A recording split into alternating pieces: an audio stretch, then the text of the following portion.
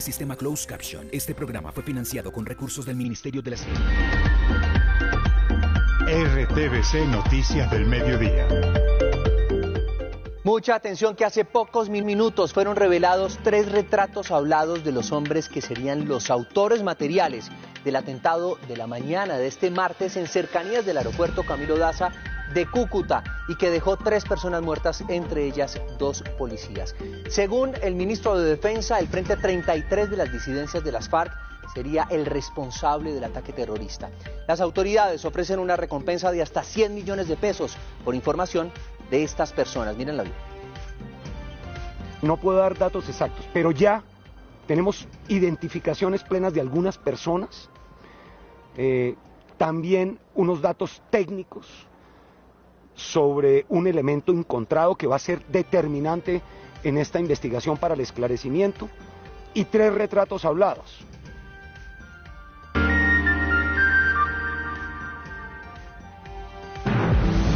Quienes pretendieron tomarse la sede de la justicia de nuestro país y que dejaron un macabro recuerdo, no pueden venir a hablar de honor frente a quienes han obrado siempre del lado de la legalidad.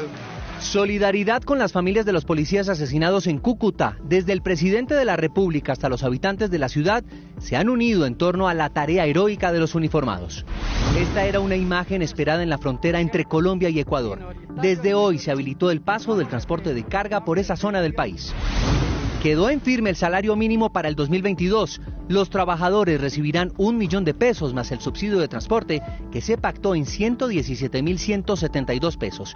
Además, se acordó discutir la modificación para el incremento de la mesada pensional.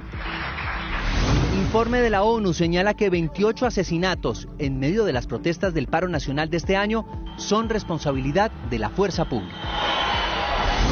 De nómadas a desplazados, la historia de los Nucac, el pueblo indígena al que la violencia le quitó donde vive.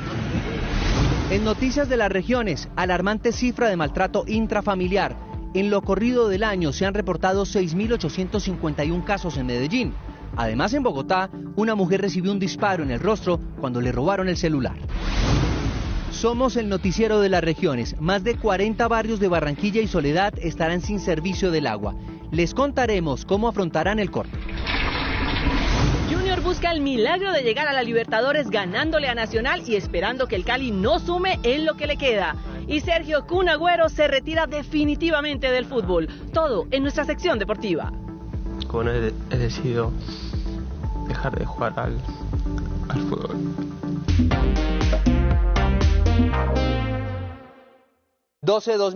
Tres minutos del mediodía y nos conectamos a esta hora de inmediato con Estefany Valencia, porque esta mañana en el alma mater de la Policía Nacional ascendieron varios oficiales de alto rango. La ceremonia estuvo, por supuesto, marcada por el luto y en recuerdo, por supuesto, de los expertos antiexplosivos que perdieron la vida ayer en el atentado de Cúcuta. ¿Qué dijeron, Estefany? ¿Qué tal? Buenas tardes. ¿Qué tal? Muy buenas tardes para todos. Pues bien, esta ceremonia inició con un minuto de silencio también para los uniformados que durante este año han muerto en medio del servicio, incluyendo los 2 uniformados de la policía que fallecieron ayer en este atentado en Cúcuta, norte de Santander. Al finalizar esta ceremonia, el general de la policía entregó varios detalles, lo decíamos al inicio, 3 retratos hablados que ya tiene el grupo investigativo de la policía sobre las personas que serían los autores materiales de este ataque terrorista. ¿Qué quiere decir esto? Lo que han dicho las autoridades es que estas 3 personas habrían estado en el lugar de los hechos o habrían participado en la logística para poder ejecutar tanto los explosivos, las detonaciones, como para hacer toda la preparación que se requiere para poder llevar a cabo este atentado terrorista. Ha dicho también el general Vargas que tienen información de las identidades claras de las personas, de varias personas que participaron en estos hechos, que tienen información de comunicaciones que se ejecutaron para poder llevar a cabo el atentado y también del tipo de explosivos y los dispositivos que se utilizaron para este ataque, que asegura el funcionario que no puede revelar en este momento para no afectar la investigación judicial que se adelanta en este momento. Son 100 millones de pesos de recompensa que se ofrece por estas 3 personas que en este momento son buscadas identificadas y que pueden entregar información para poder dar con el paradero de ellos. Todas estas declaraciones se dieron en medio de la ceremonia de ascensos de la Policía Nacional en la que participó el presidente de la República. El mandatario ha dicho que este hecho no quedará en la impunidad, pero también habló de política y dijo que las instituciones no pueden ser manoseadas por ataques electoreros. Escuchemos. Pero quienes militaron en el terrorismo, quienes asesinaron policías, quienes secuestraron, quienes pretendieron tomarse la sede de la justicia de nuestro país y que dejaron un macabro recuerdo, no pueden venir a hablar de honor frente a quienes han obrado siempre del lado de la legalidad. El general Vargas también aseguró que ya se tiene una aproximación de cuál habría sido el objetivo puntual hacia este atentado y que apunta además hacia el Frente 33 de las disidencias de las FARC en cabeza de John Mechas, quien estaría refugiado en Venezuela. Desde el occidente de Bogotá, Estefanía Valencia, RTVC Noticias, conectados 24/7. Conectados 24/7, muchas gracias, Estefany. Y entre tanto, con velatón rindieron homenaje a los policías asesinados en Cúcuta. Los habitantes del barrio Aeropuerto realizan jornadas de oración para apoyar a las familias y así motivar a los uniformados a que continúen con la lucha contra el terrorismo. Además, hoy Paola Tarazona, periodista de la Radio Nacional, habló con la esposa del intendente William Bareño. Este es el importe. Buenas tardes. Belkis Páez, esposa del intendente William Bareño, señaló que él se encontraba próximo a retirarse de la institución, pues ya se trataba de una persona pensionada. Asimismo, que en diferentes ocasiones le manifestó que estaban trabajando sin los equipos indicados para poder ejercer sus labores de desactivación de minas y artefactos explosivos. Pidió una explicación a las autoridades sobre lo ocurrido en el aeropuerto Camilo Daza, pues asegura que allí tampoco habrían contado con estos elementos básicos para la desactivación y la seguridad personal. Dice que su familia exige una explicación. El procedimiento neto no es humano. Hay protocolos que fueron levantados. Estamos esperando que la policía nos aclare la situación de los hechos. Decirle a los generales que es muy importante que cuando los hombres vayan a la guerra les den sus herramientas, ¿no? Es necesario. En las últimas horas en el comando de la Policía del Norte de Santander se desarrolló una ceremonia eucarística en honor a los dos uniformados y así también en el sector donde ocurrieron los hechos, diferentes ciudadanos han acudido a llevar fotografías y a encender velas para rendir homenaje a estos dos hombres que entregaron su vida para desactivar el artefacto explosivo en el aeropuerto Camilo Daza. La información desde Cúcuta, Paola Tarazona. Y ante la denuncia de la esposa del intendente William Bareño, el director de la policía, el general Jorge Luis Vargas, respondió. Tenían los elementos, estaba el robot, estaban los ganchos, estaba el cañón de agua. Estamos revisando lo que pasó porque estaban todos los elementos que se requieren para ese tipo de eventos. Los tenían ahí. Y desde hoy quedó habilitado el paso de transporte de mercancía por la frontera terrestre entre Colombia y Ecuador. Esta sería la primera fase de apertura que contemplan ambos países tras el cierre de la zona como medida de contingencia por la pandemia. Betty Fajardo, periodista de la Radio Nacional, nos tiene el siguiente informe. Compañeros, buenas tardes. En el departamento de Nariño, pues la noticia del día es la reapertura de la frontera. Recordemos que por cerca ya de 20 meses se ha presentado esta situación que se dio originalmente por el tema de COVID-19 para no expansión del virus, pero esto repercutió en temas de comercio de frontera de los dos países. Por eso el director Dengo Espinosa da para esta fases. Vamos a continuar aplicando los compromisos multilaterales que permitan el paso de habitantes de zona de integración fronteriza, como también de personas del resto del país. Los comerciantes de las ciudades fronterizas de Ipiales y de Pasto, pues están a la expectativa de lo que sería ya este proceso gradual de la reapertura de la frontera. Ellos dicen que es la única manera de dinamizar las economías regionales. No, pues si es una reapertura total, pues magnífico, pues no, porque vamos a tener grande afluencia de clientes. Con esta apertura así gradual, lo que hace es afectarnos más. Son 2 años ya los que hemos sido afectados, los que hemos visto nuestra economía en una difícil situación. En las ciudades fronterizas de Tulcán como de Ipiales, funcionarios del Ministerio de Transporte y también de la ACC Colombia estarán reunidos en horas de la tarde para poder firmar que será el proceso de reapertura de la frontera. Radio Nacional de Colombia y RTVC Noticias, conectados 24/7. Un informe presentado por la ONU señala que en medio del paro nacional de 2021, 28 de las muertes son responsabilidad de la fuerza pública. Las víctimas estaban entre los 17 y los 26 años. En medio de la visita que realizó la delegación de la ONU a Colombia, entrevistaron a más de 600 víctimas y testigos de presuntos abusos de derechos humanos. En al menos 28 de estos casos, los presuntos perpetradores habrían sido miembros de la fuerza pública. Los otros 10 casos se habrían cometido por civiles y en los 8 restantes no obtuvieron ninguna información para determinar los responsables. Además, verificaron 16 denuncias de violencia sexual, las cuales fueron atribuidas a la fuerza pública. Las autoridades no habrían actuado con la debida diligencia para proteger a los manifestantes frente a la actuación violenta de terceros. El informe data lo ocurrido entre el 28 de abril hasta el 31 de julio durante el paro nacional de 2021. La vicepresidenta y canciller hizo un llamado a la ONU. Que a través de los canales diplomáticos nos presente sus recomendaciones, pero no en un hecho en donde prácticamente lo que se estaba haciendo era un activismo político. Es la Fiscalía, a partir del experticio y el esclarecimiento, quien tiene que precisamente indicar quién es el responsable de esas muertes. Según la ONU, las víctimas eran jóvenes entre 17 y 26 años. El presidente Duque firmó el decreto que establece el salario mínimo para los colombianos en $1.000.000. Representantes de los empresarios y de los trabajadores coincidieron en decir que es un paso importante para el sector laboral del país. Por los trabajadores de Colombia, publíquese y cúmplase. El presidente Iván Duque reiteró que este paso es histórico para el país. Cumpliendo con una agenda de solidaridad y de generosidad que quiero reconocerle a los empresarios. Duque participó en varias sesiones de la Comisión Permanente de Concertación Laboral. Y en estos casi 4 años de gobierno pudimos dar pasos trascendentales, como lograr 2 concertaciones. El ministro de Trabajo, Ángel Custodio Cabrera, recalcó la orden del presidente Duque a todos sus ministros. Tenemos que controlar los precios en lo que tiene que ver en los decretos, resoluciones, tenemos que entregarlos el 20 de diciembre. Para los empresarios fue vital el papel que cumplió el gobierno y las centrales de los trabajadores. Debe ser una razón muy importante para reducir en parte la conflictividad que vivimos los trabajadores y el pueblo colombiano. Uno de los acuerdos que se concertó con los pensionados es que el incremento de las pensiones se haga de ahora en adelante, después de que se pase un proyecto de ley conforme al incremento del salario mínimo y no de la inflación, como ocurre en este momento.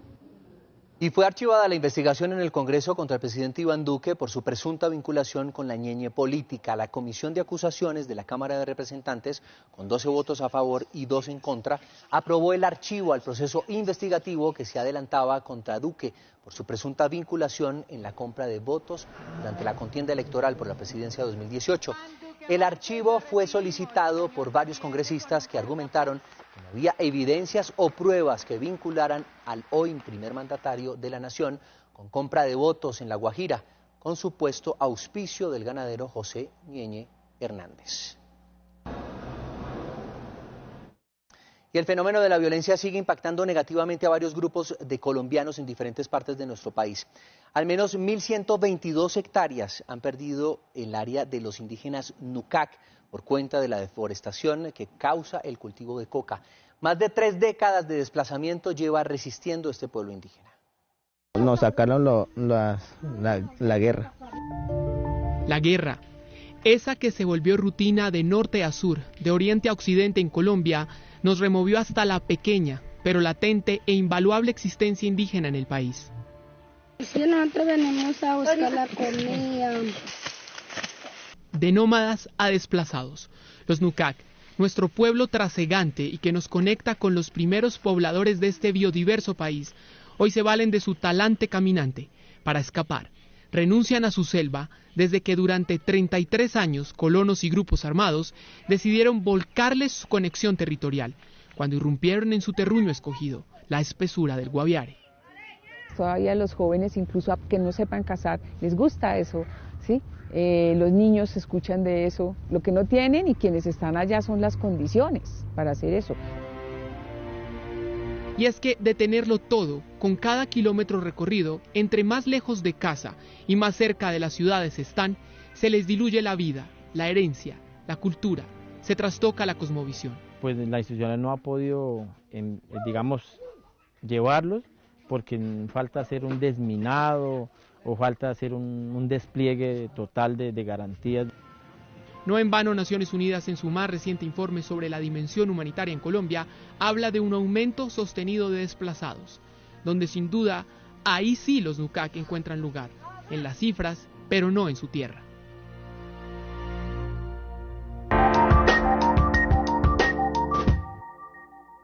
Iniciamos nuestro recorrido por las regiones aquí en Bogotá y la denuncia de una mujer que fue agredida en un intento de robo. La víctima se recupera en su casa. Yamile Londoño salía de su vivienda a una jornada laboral cuando dos delincuentes en bicicleta la intimidaron para robarle sus pertenencias en el barrio Aures 2. Entregó mi bolso y él empieza a cogerme, a manosearme. Yo le digo que no tengo más nada y cuando yo empiezo a gritar, él me dispara directo a la cabeza, a la parte izquierda. Aunque Yamile no puso resistencia, los delincuentes dispararon con un arma traumática en su rostro. Tuvo que ser intervenida quirúrgicamente. Me tranco la herida, llego al hospital de Suba, me atienden, me dan los primeros auxilios, pero allí me toca esperar hasta las 8 de la mañana que llegue el especialista porque es un trauma cráneoencefálico. Por el momento, la víctima se recupera en su casa mientras las autoridades dispusieron de un grupo de investigación para dar con los responsables. Y en Medellín hay 3 delitos que disparan la criminalidad: violencia intrafamiliar, abusos sexuales y homicidios. Las autoridades trabajan en estrategias para mitigar estos delitos. Ismael Tobón, ¿qué tal? Muy buenas tardes. Usted tiene más información. ¿Qué tal? Cordial saludo para todos. Efectivamente, de los 5 delitos de mayor incremento aquí en la capital antioqueña, la violencia intrafamiliar preocupa en demasiado a las autoridades de la ciudad de Medellín. Hasta la fecha, con corte al mes de diciembre de este año 2021, 6.581 casos de violencia intrafamiliar se han registrado en la ciudad. Tiene que ver, y hacemos aquí el llamado a temas de pérdida de vidas en la ciudad de Medellín, el área metropolitana, básicamente en la mayoría de los casos por temas de intolerancia, de violencia intrafamiliar, de riñas que han venido generando una serie de hechos. Ahí escuchábamos al subcomandante de la Policía Metropolitana de Medellín, el general Rolfi Jiménez, que hacía énfasis, por supuesto, a estos delitos. Otro de los que también hizo énfasis y ha aumentado considerablemente la capital antioqueña es el delito de violencia sexual, con 1.404 casos, lesiones personales, pero hay uno más que preocupa en demasiado y es el hurto a personas, con 13.978 casos de hurto a personas en las calles de la capital antioqueña. Información que por ahora les entregamos desde Medellín. Ismael Tobón, RTVC Noticias, conectados 24/7. Y 48 barrios de Barranquilla y Soledad se quedaron sin agua por una fuga en una de sus tuberías del acueducto. Un lapso de 10 horas esperan reactivar el servicio. María José Martínez, buenas tardes. ¿Cómo afrontan la situación en su tierra? Buenas tardes, José y televidentes, los saludo desde el barrio La Chinita, uno de los 11 barrios en Barranquilla sumados a los 37 barrios en el municipio de Soledad, que hasta ahora completan 2 horas sin el servicio de agua. Además, se le suma los cortes del servicio de energía. Hablamos con los usuarios en las primeras horas de la mañana y se quejan por los canales de comunicación que utiliza la empresa para informar sobre la suspensión del servicio. Esto nos dijeron en el siguiente informe. Algunos de los barrios que están sin servicio de agua en Barranquilla son El Ferry, Pasadena, La Chinita, Simón Bolívar, Los Laureles, entre otros. En primer lugar, la luz nos la quitan a cada rato. El agua también a veces nos la quitan y a veces sale toda turbia. Maribel Aguilar es otra de las habitantes de Barranquilla que pide que sean anunciados estos cortes del servicio con antelación. Yo no sabía que iban a quitarla. Dicen y que avisan, pero ¿avisan dónde? O sea, si la persona no tiene los medios de comunicación, celular o medios televisivos, ¿cómo van a saber si a uno le quitan la luz? Los usuarios aseguran que a pesar de pagar sus facturas, no se les garantizan los servicios. Ayer y antes de ayer nos quitaron la luz todo el día y hoy el agua. O sea que estamos sin servicio prácticamente, ni en los pueblos, porque en los pueblos tienen luz.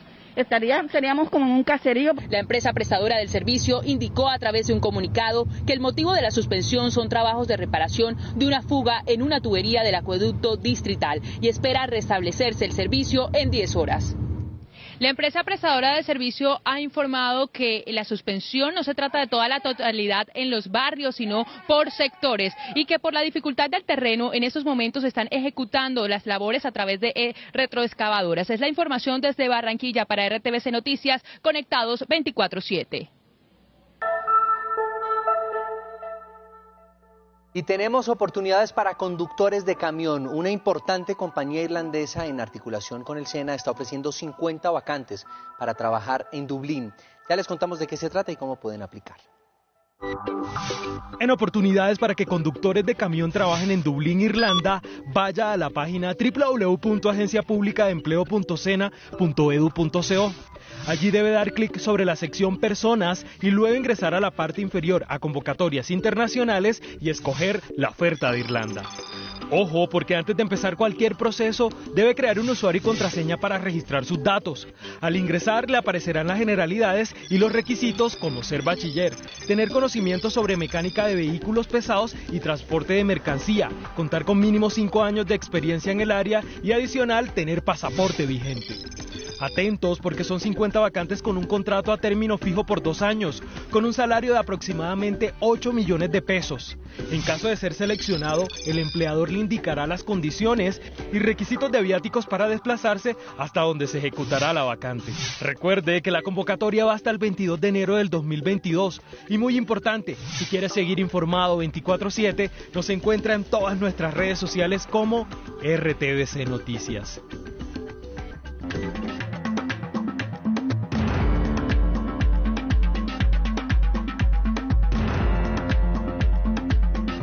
Información del mundo en RTVC Noticias y comenzamos hablando de COVID porque el Centro Europeo para la Prevención y Control de Enfermedades acaba de advertir que la vacunación como estrategia no basta para frenar el rápido avance de la variante Omicron, sino que es complementaria con otras acciones. Mientras esto pasa, Italia optó por endurecer el ingreso de europeos a su país, precisamente exigiéndoles pruebas negativas del virus y cuarentenas. El rasgo multimutante que caracteriza la versión recargada del COVID parece conferirle un acelerador en su capacidad de contagio. Omicron llegó para quedarse o al menos para demorarse. 77 países han reportado casos de Omicron y la realidad es que probablemente esté en la mayoría de países porque incluso no ha sido detectada aún. Omicron se está esparciendo a un ritmo que no hemos visto con ninguna otra variante. Ritmo vertiginoso detectado ya en las tendencias curvas simétricas reunidas y contrastadas en los países que integran la Unión Europea. Si prestamos atención al tiempo que le toma a los nuevos casos duplicarse, para doblar su número parece que se da cada 2 o 3 días. Es masivo. De ahí que nos digan que a mediados de enero esperamos que Omicron sea la nueva variante dominante en Europa. La solvencia en lotes de inyectables es el as bajo la manga comunitario para apaciguar el paso ágil de la cepa.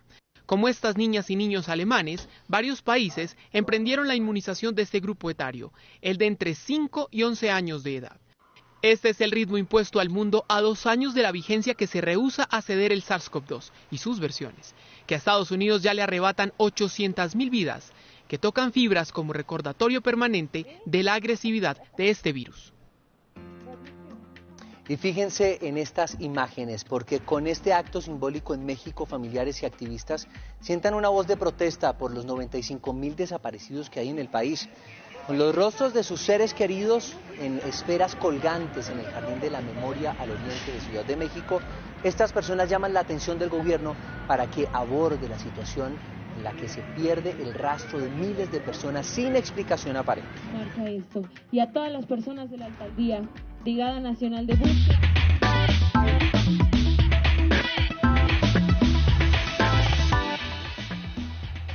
Tiempo de compartir con ustedes la actualidad deportiva. Bienvenidos. Esta noche se juega la última fecha del cuadrangular A y muchos consideran que no hay tanto por jugar con el Cali clasificado a la final, pero por puntaje el Junior podría clasificar a la Libertadores vía reclasificación, por lo que los juegos de esta noche tienen especial importancia.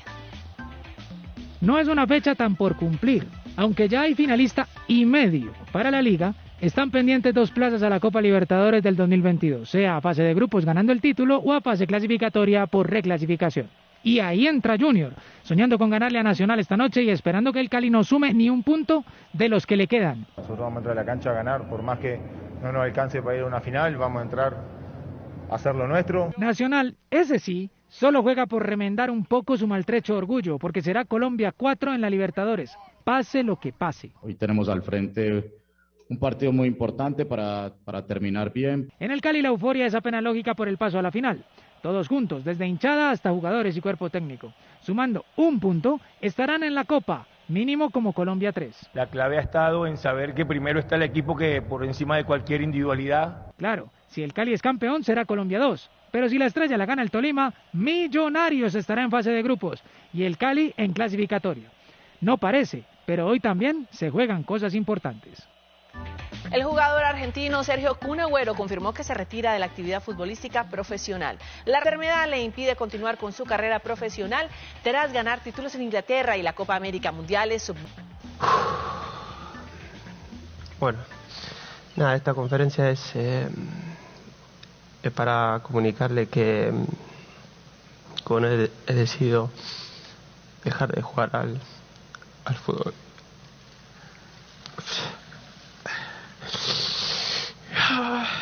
Concha su madre.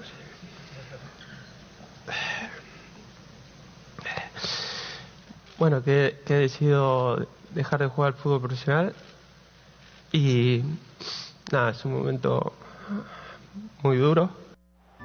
Pero se fue como toda una leyenda. El uruguayo Diego Alonso fue nombrado como nuevo director técnico de la selección de mayores de su país. El entrenador de 46 años llega a dirigir al seleccionado de Uruguay tras pasar por equipos de su país, Paraguay y México, donde dirigió al Pachuca y al Monterrey y con el que ganó la Liga de Campeones de CONCACAF. No dirige desde el 2019 y llega para reemplazar a Oscar Washington Tabárez inicialmente en los 4 partidos eliminatorios al Mundial. El basquetbolista Stephen Curry hace historia en la NBA al adjudicarse el récord de mayor anotador de triples en la historia del baloncesto de los Estados Unidos. Con este tiro del primer cuarto, el jugador superó el récord de mayor anotador de 3 puntos de la historia de la NBA. Curry logró 2.977 tiros exitosos frente a los 2.973 que tenía Ray Allen, retirado en el 2014. Lo superó por 4. El basquetbolista necesitaba 2 triples para reponer el récord y a lo conseguido en el primer cuarto. Le sumó 3 más para imponer un nuevo récord que seguramente será batido por el mismo jugador. Con esto finaliza la sección deportiva, pero cuenten ya 40 segundos y regresamos con la información cultural. Ya regresamos con más información en RTVC Noticias. La magia del río recorre en sus aguas nuestro ser, nuestra cultura y experiencias, porque hablar del río Magdalena es hablar de Colombia. Por eso, en la Corporación Autónoma Regional del Río Grande de la Magdalena, Cormagdalena, trabajamos por un río que impulse a Colombia. Con la recuperación de la navegabilidad, la preservación de sus tierras y el aprovechamiento sostenible de los recursos del río, se estructuran los pilares de un país más competitivo, equitativo y multimodal. Embárcate en nuestra labor, el río Magdalena.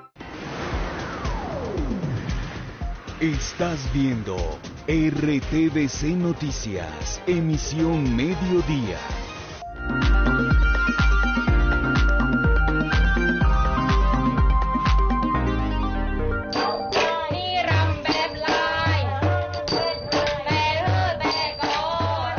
¿Qué tal estas imágenes? Pues este baile tailandés que ven ustedes con trajes multicolor, elaborados con un sinfín de canutillos para emular la belleza de las aves, acaba de ser declarado Patrimonio de la Humanidad por la UNESCO. Se llama Nora, disfrutemos un poco.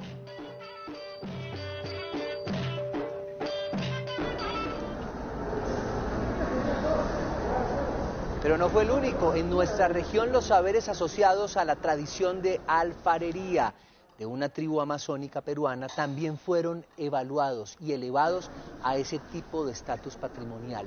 Estos valores, conocimientos, saberes y prácticas de los indígenas Aguajún de la Amazonía peruana se integran a la lista representativa del patrimonio cultural inmaterial de la humanidad de la UNESCO. La rumba congoleña también recibió el reconocimiento y se une a ritmos como la rumba cubana, el reggae de Jamaica y patrimonios como la cultura de la sauna finlandesa, la comida también ambulante de Singapur y demás. Y con la percusión de estos tambores y marimbas nos despedimos de nuestra emisión del mediodía. Recuerden que todos los detalles, el desarrollo de estas y más noticias en nuestra emisión de las 7 de la noche. Que tengan un feliz almuerzo. Chao.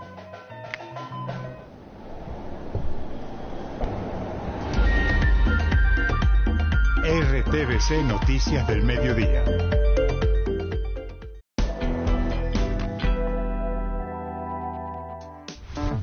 Veamos qué inquietud nos cuentan en este trino. Llevé un producto por garantía donde lo compré y lo van a reparar. Después de la reparación, ¿ya no hay garantía? Con relación a esa inquietud, esto encontramos. Si un producto en garantía entra a reparación, se suspende el término de la garantía y reinicia cuando entreguen el producto reparado.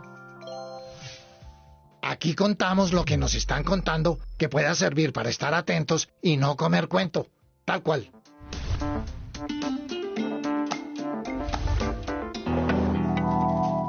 Reciclaje.